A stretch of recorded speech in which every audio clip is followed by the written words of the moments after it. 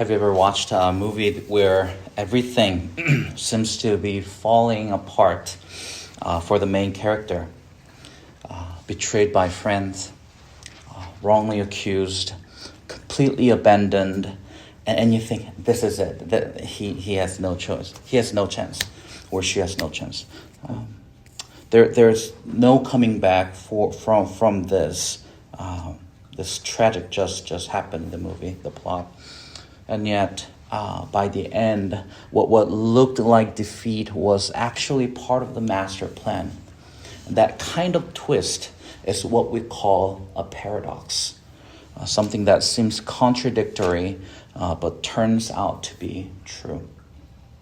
So Good Friday is full of paradoxes, as we read. It's a day when we remember death, but it also gives us light and life.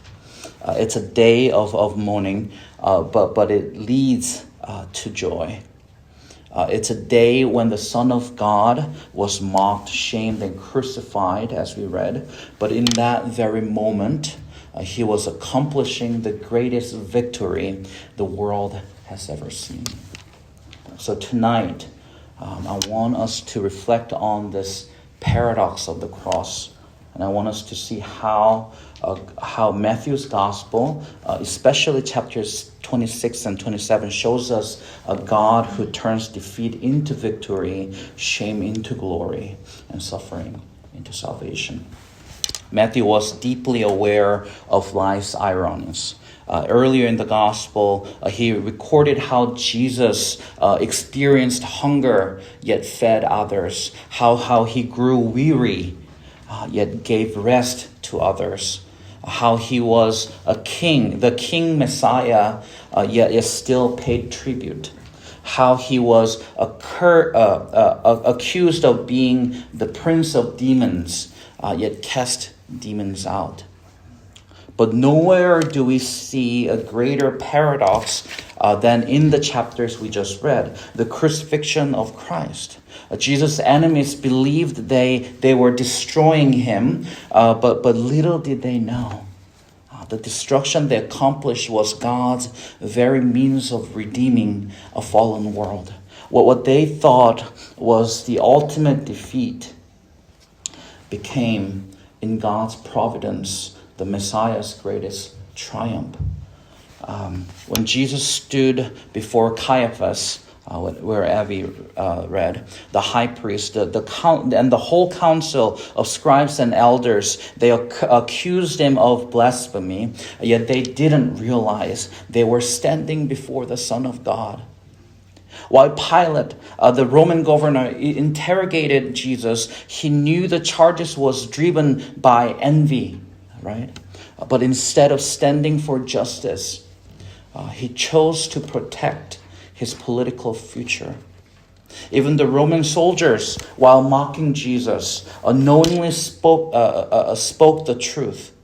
They clothed him in a scarlet robe, meant to ridicule, but in doing so, they dressed the true king.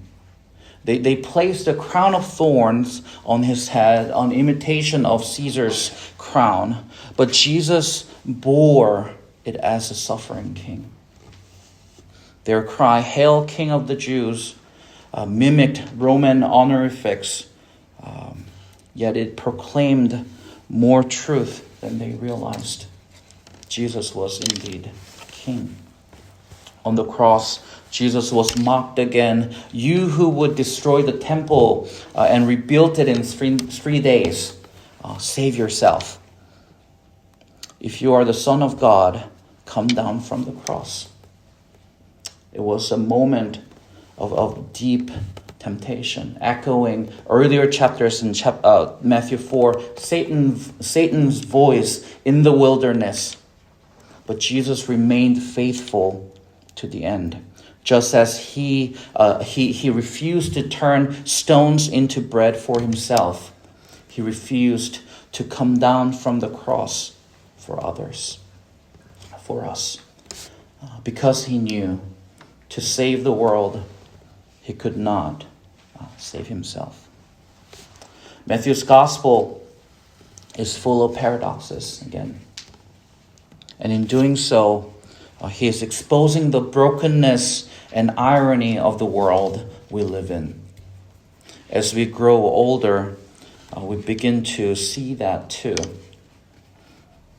How doing what is right often costs us something.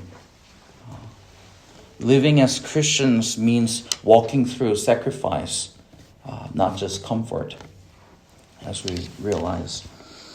But this is a paradox we need to remember on Good Friday. Christ's abandonment led to our acceptance. His death brought our life. His defeat was our victory.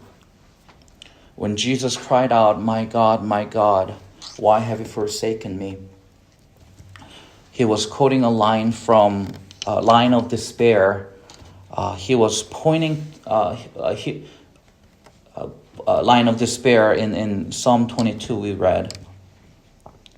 But he was pointing to the hope at the end of Psalm 22 at the same time, which says, "They shall come and proclaim his righteousness to a people yet unborn," that he has done it. Jesus saw the joy set before him, like the author of Hebrews said.